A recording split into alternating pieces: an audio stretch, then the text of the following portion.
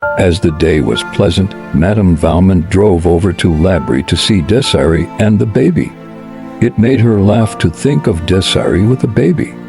Why, it seemed but yesterday that Desiree was little more than a baby herself, when Monsieur, in riding through the gateway of Valmont, had found her lying asleep in the shadow of the big stone pillar.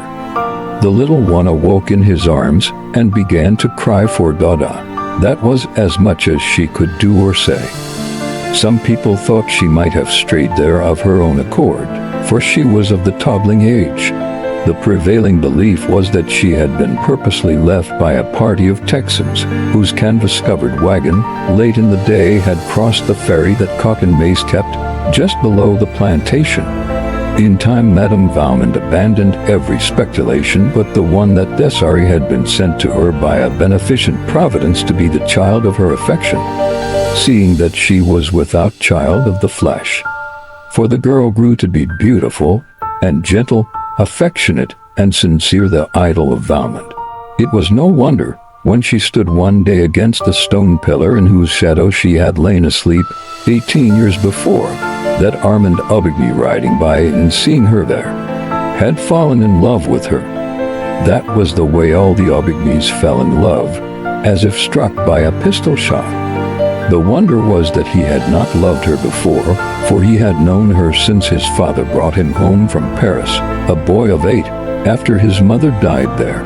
The passion that awoke in him that day, when he saw her at the gate, swept along like an avalanche or like a prairie fire, or like anything that drives headlong over all obstacles. Monsieur Valmont grew practical and wanted things well considered, that is, the girl's obscure origin. Armand looked into her eyes and did not care. He was reminded that she was nameless. What did it matter about a name when he could give her one of the oldest and proudest in Louisiana? He ordered the corbeille from Paris and contained himself with what patience he could until it arrived. Then they were married. Madame Valmont had not seen Desiree and the baby for 4 weeks.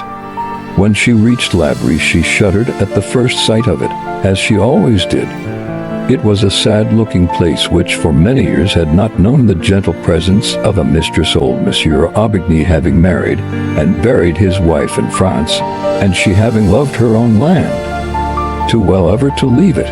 The roof came down steep and black like a caul, reaching out beyond the wide galleries that encircled the yellow stuccoed house. Big, solemn oaks grew close to it, and their thick-leaved, far-reaching branches shadowed it like a pall. Young Aubigny's rule was a strict one, too, and under it his Negroes had forgotten how to be gay, as they had been during the old master's easygoing and indulgent lifetime. The young mother was recovering slowly, and lay full length in her soft white muslins and laces, upon a couch. The baby was beside her, upon her arm, where he had fallen asleep at her breast. The yellow nurse-woman sat beside a window fanning herself. Madame Valmont bent her portly figure over Desiree and kissed her, holding her an instant tenderly in her arms. Then she turned to the child. "This is not the baby," she exclaimed in startled tones. French was the language spoken at Valmont in those days.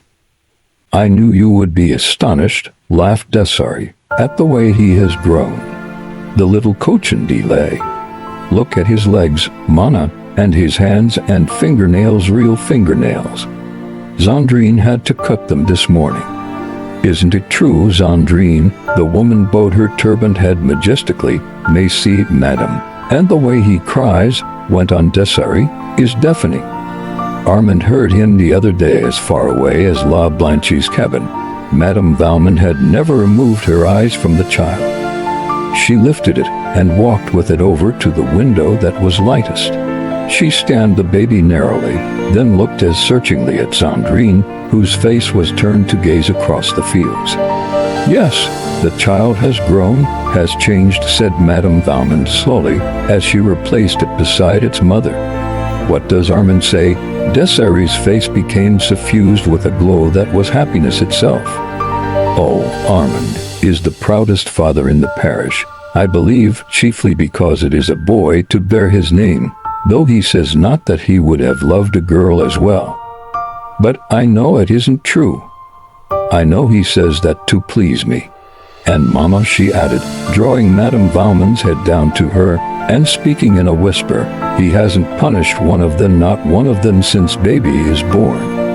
Even Negrelin, who pretended to have burnt his leg that he might rest from work, he only laughed, and said Negrelin was a great scamp. "Oh, Mama, I'm so happy it frightens me."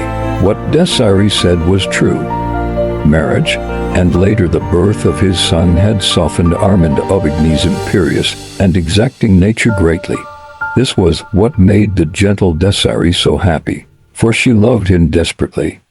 When he frowned she trembled, but loved him. When he smiled, she asked no greater blessing of God. But Armand's dark, handsome face had not often been disfigured by frowns since the day he fell in love with her. When the baby was about 3 months old, Desiree awoke one day to the conviction that there was something in the air menacing her peace. It was at first too subtle to grasp.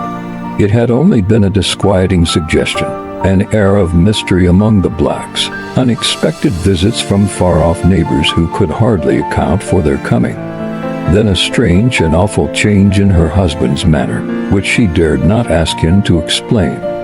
When he spoke to her, it was with averted eyes, from which the old love light seemed to have gone out. He absented himself from home, and when there avoided her presence and that of her child, without excuse, and the very spirit of Satan seemed suddenly to take hold of him in his dealings with the slaves. Desiree was miserable enough to die.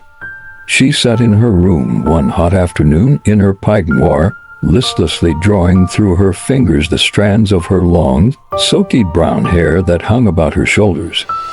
The baby, half naked, lay asleep upon her own great mahogany bed that was like a sumptuous throne with its satin-lined half-canopy. One of La Blanche's little quadroon boys, half naked too, stood fanning the child slowly with a fan of peacock feathers. Desiree's eyes had been fixed absently and sadly upon the baby, while she was striving to penetrate the threatening mist that she felt closing about her. She looked from her child to the boy who stood beside him, and back again, over and over. Ah, it was a cry that she could not help, which she was not conscious of having uttered. The blood turned like ice in her veins, and a clammy moisture gathered upon her face.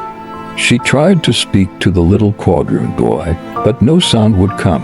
At first, when he heard his name uttered, he looked up, and his mistress was pointing to the door.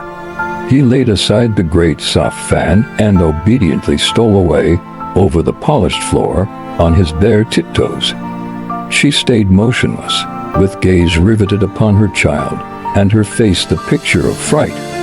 Presently her husband entered the room, and without noticing her, went to a table and began to search among some papers which covered it.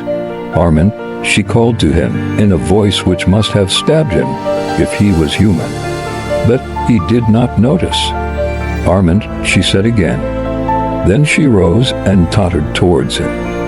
"Armand," she panted once more, clutching his arm, "look at our child." "What does it mean?" "Tell me." He coldly but gently loosened her fingers from about his arm and thrust the hand away from him.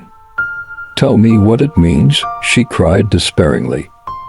"It means," he answered lightly, "that the child is not white. It means that you are not white." A quick conception of all that this accusation meant for her nerved her with unwonted courage to deny it. "It is a lie. It is not true. I am white. Look at my hair, it is brown, and my eyes are gray, Armand, you know they are gray. And my skin is fair," seizing his wrist. "Look at my hand, whiter than yours, Armand." She laughed hysterically. "As white as La Blanche's," he returned cruelly, and went away, leaving her alone with their child. When she could hold a pen in her hand, she sent a despairing letter to Madame Valmont. "My mother, they tell me I am not white. Armand has told me I am not white. For God's sake, tell them it is not true. You must know it is not true. I shall die. I must die. I cannot be so unhappy and live. The answer that came was brief. My own Désirée, come home to Valmont, back to your mother who loves you. Come with your child. When the letter reached Desiree, she went with it to her husband's study and laid it open upon the desk before which he sat. She was like a stone image, silent, white, motionless after she placed it there. In silence he ran his cold eyes over the written words. He said nothing. Shall I go, Armand? She asked in tones sharp with agonized suspense. Yes, go. Do you want me to go? Yes, I want you to go. He thought Almighty God had dealt cruelly and unjustly with him, and felt, somehow, that he was paying him back in kind when he stabbed thus into his wife's soul. Moreover, he no longer loved her because of the unconscious injury she had brought upon his home and his name. She turned away like one stunned by a blow and walked slowly towards the door, hoping he would call her back. Goodbye, Armand, she moved. He did not answer her. That was his last blow at fate. Desiree went in search of her child. Zandrine was pacing the somber gallery with it. She took the little one from the nurse's arms with no word of explanation, and descending the steps, walked away, under the live oak branches. It was an October afternoon. The sun was just sinking. Out in the still fields the Negroes were picking cotton. Desiree had not changed the thin white garment nor the slippers which she wore. Her hair was uncovered, and the sun's rays brought a golden gleam from its brown meshes. She did not take the broad, beaten road which led to the far-off plantation of Valmont. She walked across a deserted field where the stubble bruised her tender feet, so delicately shod, and tore her thin gown to shreds.